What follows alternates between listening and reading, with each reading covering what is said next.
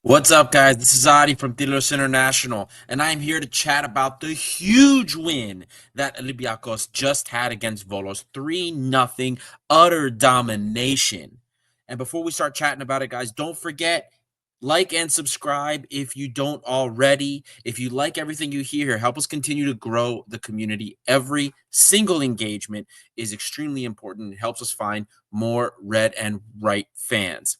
You can also support us on Patreon. We have a lot of great content that comes out. You can join the WhatsApp group for $1 a month. We've made a huge community, a fantastic community of fans that get together that chat Olympiacos all the time.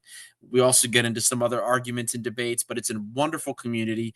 And it has been really cool to see the patrons get to meet each other and talk and do things online as well as meet in other countries. It's been really cool. So consider joining the Patreon community and hanging out with us in the WhatsApp group or checking out some of the extra content that we have. Now, let's get to it. Let's start talking about the match. Olympiacos destroyed Volos today, 3-0 at home. Volos did not get a single shot. If you looked at the post-match stats, Volos could not get a single shot. They barely crossed into the final third, and they lost almost half the duels that we did. They did not win half the duels that we had during the course of the game. Now, guys, this match, after the Califea win for the Kipelo this past week, is huge. This is a huge momentum builder for us. We're finally beginning to see some of these pieces of Olympiacos finally, finally doing something for us and showing us what they're about. Players like Willian, especially, we saw during the Kipelo, players like Stamenic, Velde. These players are finally starting to come together and produce on the field for us. It took a little bit longer than we hoped, maybe even a little bit longer than expected. But tonight, we got to see what this team can be about. And in this respect, it was just dominance. Volos could do nothing. They barely transitioned, I think, 4 times in the first half into the final third of ours. So, not much more you can ask for when you are shutting out the opponent, not just in that respect, but keeping them from getting any opportunities and keeping them from crossing the into your half. Huge shout out to Ayub El Kapi. He scored the first goal, which was a fantastic goal, by the way. And it is his 19th goal contribution of the season. El Kapi now has 15 goals and 4 assists. When he finished the first half of the season last year, he barely had 10 goals. So this is huge for him. It's huge. At this pace, Ayub El Kapi could have over 40 goal contributions by the end of the season if he somehow manages to keep up this absurd goal scoring streak. I don't know if it's possible, but the way he's going, and hopefully he doesn't have a longer term injury from that knee collision, but if he can stay healthy, if he can continue this form, El Kabi could somehow have a more monstrous goal scoring season than he had last season, which is ridiculous to think about. Second goal scorer today was Babis Costulas. Babis Costulas today scored his first home goal for Olympiacos, his third goal contribution all season. And nobody deserves goals in this respect more than Babis Costulas. He works so hard. Lion hearted is what we said on social media. This kid gives everything on the field. He never stops running, endless effort. 17 years old, nothing but passion, kisses the emblem all the time. He kissed it after the goal. The amount of effort into these games that Babis Costulas gives, he deserves these goals. And this is not the first goal at home that he will score. It is certainly not just the second, and it's not the last. Babis Costulas will score way more goals. He deserves it with the effort that he gives. Absolute incredible player, and so happy for him. And we have to give a little shout out too to a couple of players because first we're going to talk about Danny Garcia. Nobody can allow this man to shave that mustache. Ever since he grew the 80s mustache, he has become a different player. He's actually become the player that we kind of expected at the very beginning, if you remember the original deep dive, that he could be for us. And the first two goals began with Danny Garcia. The second goal was Danny Garcia to Muzakitis, who played a nice ball into Willian, who then played the assist through for Babis Costulas. And Danny Garcia also started the play that led to the goal, the initial goal for El Gabi in the 3rd minute. So huge from Danny Garcia. Great ball also from Muzakitis. And great to see Willian, who had an amazing game today. Arguably man of the match performance for him, the way you look at it. I think SofaScore had him rated as man of the match. Somebody in the Patreon group sent that. So great from William. Finally, we're starting to see him come to life after injury. Since he returned from the injury, he's looked better and better in every single game. We're paying a lot of money for him. Huge wage, biggest wage in Greece. So nice to see him starting to perform. Nice to see that he's healthy also and starting to get continuous games. So first goal contribution from Willian. We are super excited about that. And then third goal comes literally less than a minute, seconds after the substitution for Gelson Martins. Gelson Martins just scores a beautiful ball overhead from Retzos, and he just flicks the ball over the goalkeeper for the 3-0. Gelson Martins has his 10th goal contribution of the season. When he is healthy and when he is playing for Olympiacos, when he is on the field, Gelson Martin is responsible for 60% of the goal production that we have. When he is on the field, I will repeat it. When Gelson Martins is on the field and playing, he's responsible for 60% of the goals that Olympiacos has. Remarkable player. Great to see him also back from injury and firing on all cylinders. Guys, this team is coming together in a beautiful way. It took a little bit to get here, but we're starting to see almost everybody firing on all cylinders now. Everyone is buying in to the system, Mendilibar system, and the team is starting to look great. We had the match against Ofi, the win against Galicia, which, my God, how we didn't beat Galicia like 3-0 is also beyond me. Then today's match against Volos, we are hitting stride at a great time. We're going to command our first place, even regardless of what other games happen.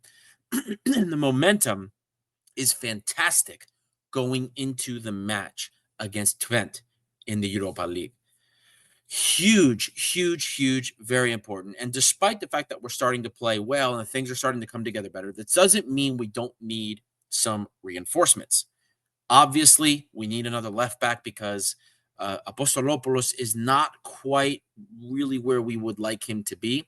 We need somebody that's really going to push Francisco Ortega and not just be an alternate, but be somebody that's going to compete for that spot.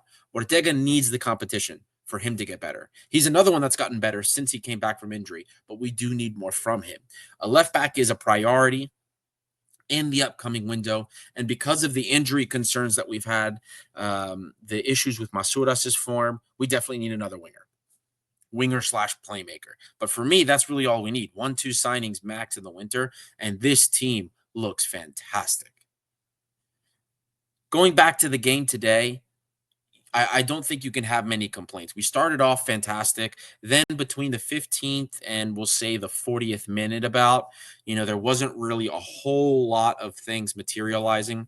We did have an opportunity for a penalty after Costinha got taken down in the box, but that was called back because he was also offsides. Unfortunate because Ayub El-Kabi could have had his 20th goal contribution right then and there. But, we went back and the game continued.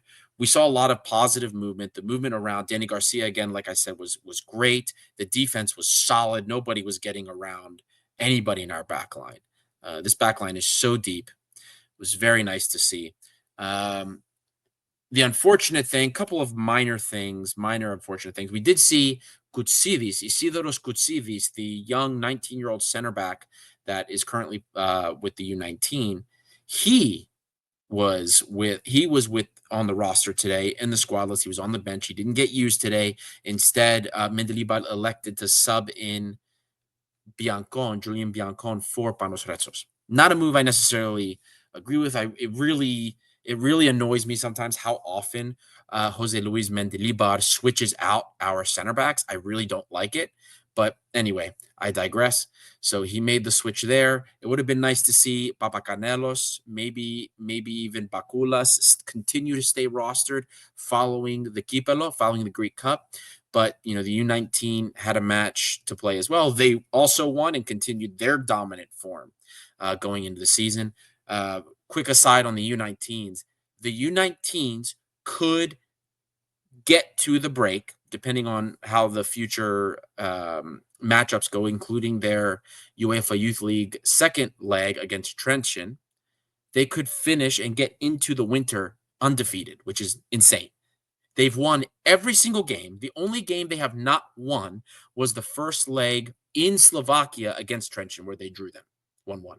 So the U19s have continued and picked up where they left off last season. They look fantastic, and some of these players again are deserving of call-ups. I think they need to continue to get some looks. Mendilibar has already begun to look at more players, but they look fantastic. The team is just looking great, guys. So if you're going to take anything from this reaction, it's while things maybe aren't necessarily perfect, we are finally starting to see more players come together. And this is the stuff that we saw and we were talking about at the beginning of the season. Not necessarily that some of the players that we brought in were more talented than players that we lost, including the likes of Kostas Fortounis and Daniel Podence. But the fact that these players that we brought in give us some different looks, and we were expecting to have input from the younger, the U19s, including guys like Babis Kostulas and Christos Mouzakitis, maybe not to that extent. But again, it was a factor that we considered.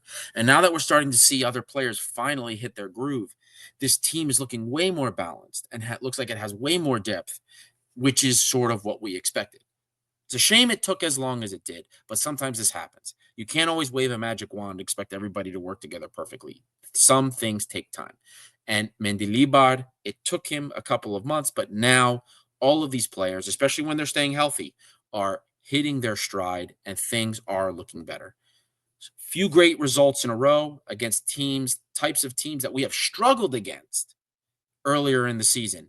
No struggles so far, no signs of struggles, and we're still leaving opportunities on the table, which is really important. In the Galitea match, I think we hit the post, 4 times? Absurd. So we're still leaving plenty of opportunities on the table, creating plenty of chances. And something for the individuals that are continuing to tell me it's creativity that is our problem and not efficiency. Olympiacos, before today's match, scored 22 of its 23 goals in the league from inside the penalty area. If I'm not mistaken, and I have to go back and look through the data, we only scored 22 of our 78 goals in the season from inside the penalty area all season last year. So that is remarkable. For us, we have scored every single goal almost that we have gotten this year inside the penalty area. We were not able to produce and create that many chances inside the penalty area last year. We relied a lot more on incredible shots from the likes of Daniel Podence, from the likes of Kostas Fortounis, those types of things to get us to win matches. We are creating more inside the penalty area. We are producing more inside the penalty area. But our problem this season has been efficiency. We have been horrible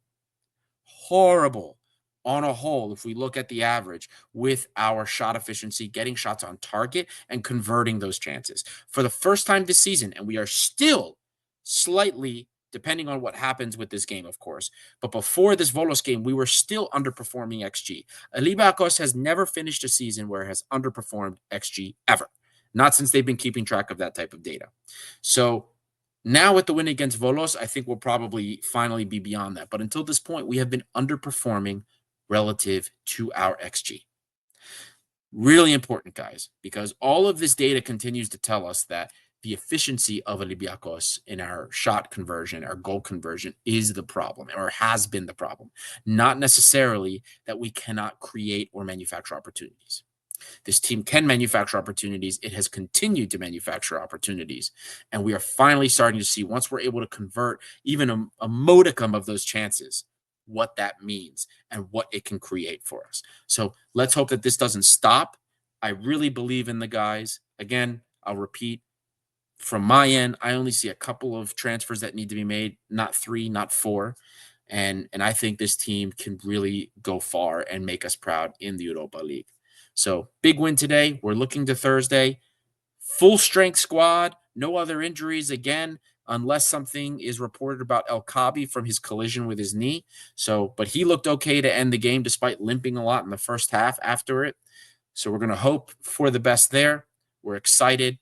Looking forward to Thursday. I'm Adi. This is the Dos International by the fans for the fans. And we're going to see you guys on Thursday and for the live show tomorrow on Sunday.